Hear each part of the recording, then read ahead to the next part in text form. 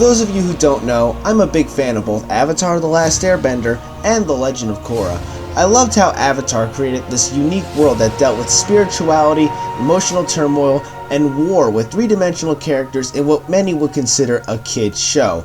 And I love that The Legend of Korra took it a step further, dealing with advanced technology changing a culture, socio-political issues, and even mental health. It was clear to a lot of us that The Legend of Korra was aiming for a more adult audience than the original Avatar, almost as if the franchise had grown up with its fans.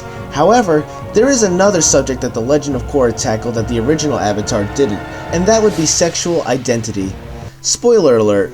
At the end of The Legend of Korra, the series creators had revealed that Korra was bisexual and would be starting a relationship with her close friend Asami. There were many polarizing reactions. Some people felt that the show took a big step forward to show everyone that it doesn't matter who someone is or who they're attracted to as long as they are good characters, while others felt that it was an out-of-nowhere romance used as a gimmick to push an agenda. I can kinda see both arguments. Before Season 4 even began, a better couple, and we picked up on pretty much all the hints, so the reveal at the end didn't really seem that far-fetched.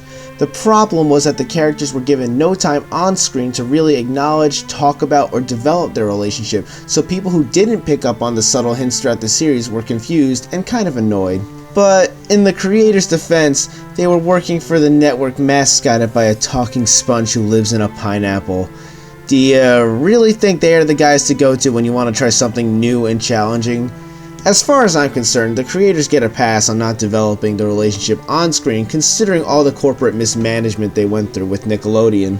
So many people were hoping that the creators would do to Korra what they did to the original Avatar, that being, continuing the story in a comic book series free from Nickelodeon's restrictions. And today, we have the very first installment of the Legend of Korra comics. I'll try to keep my spoilers to a minimum, so expect some of the dialogue to be missing from these panels. Now let's take a look at the Legend of Korra Turf Wars Part 1. The story pretty much picks up exactly where the series left off. Korra and Asami start their vacation in the spirit world and their new relationship.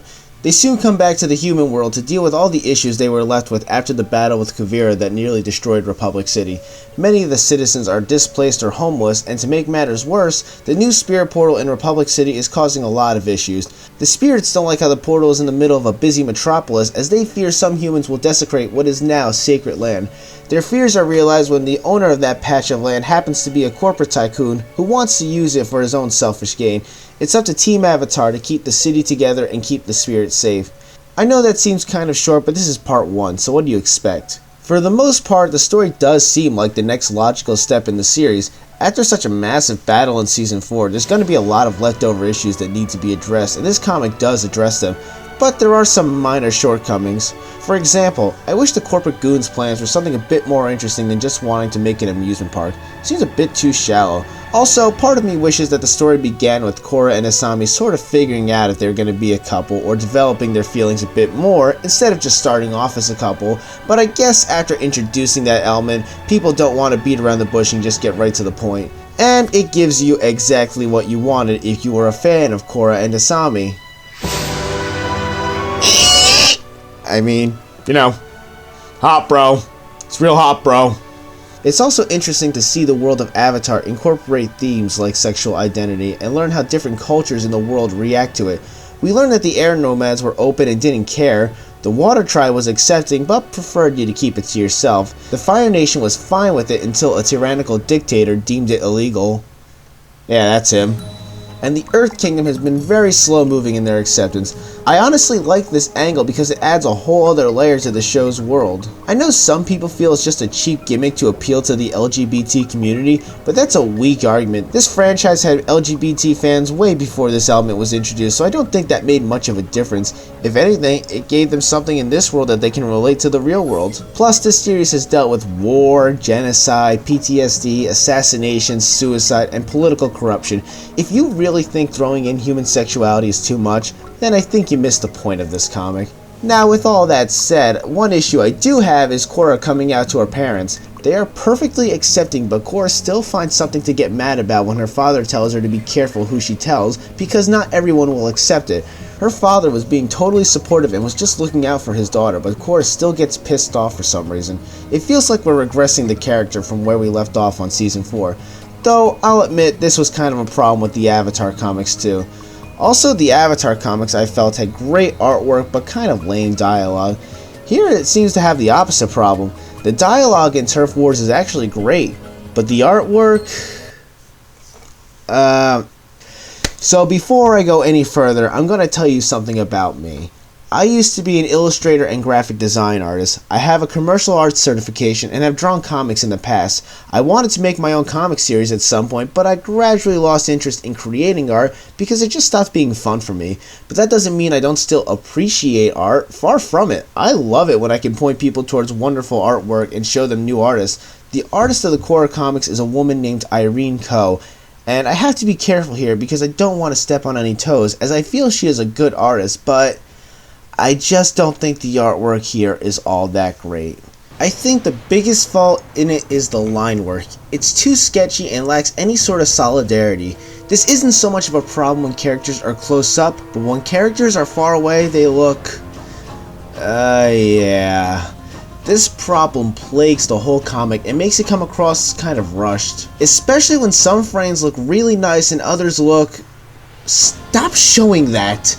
Ko's backgrounds also leave a lot to be desired because I think the backgrounds are where the artwork fails the most. Let's take a look at this page of Korra and Asami overlooking the spirit world. Now what does it look like with just the line work? What does it look like when we remove all the color? It looks like that. It's sketchy and you can't really make anything out clearly. The coloring is what saves a lot of these backgrounds from being incomprehensible, but the coloring wasn't done by Irene Ko, it was done by a different artist, Vivian NG. I'm sorry, but this was an issue that the Avatar comics didn't have. The line work on them was solid, and even after removing the color from a few pages, you can still tell what's what, and the artwork suits both the series and the style of a comic book a lot better than they do here. And again, I'm not at all saying that Irene Ko is a bad artist, but I do think a more fitting artist could have been found. I also don't feel her general style fits the series. I won't lie and say the Avatar comics looked perfectly like the show, but they had a pretty good idea of how to mimic the show's style. Here, it's just not fitting. When characters' heads are turned, their faces become too busy with unnecessary lines, sometimes leading to unintended creepy faces. I get that it's a comic, so there's bound to be more line work, but there's too much of it, and like I said before, it's not all that great. With all that said though, I still recommend checking out Irene Ko as an artist. She has a website with lots of great stuff on there and she's definitely talented. I just don't feel like her talent was able to show here, and I do hope we get a more fitting artist for the later comic releases. Now, with all that out of the way, I still do recommend picking this comic up if you're a fan of the show. It's only $10.99 US, and it gives you a lot of what you were looking forward to, with its fitting story and excellent dialogue. And even though I personally don't feel the artwork is anything great, it's still us seeing all of our favorite characters again, dealing with new situations. Except Mako, he's still boring.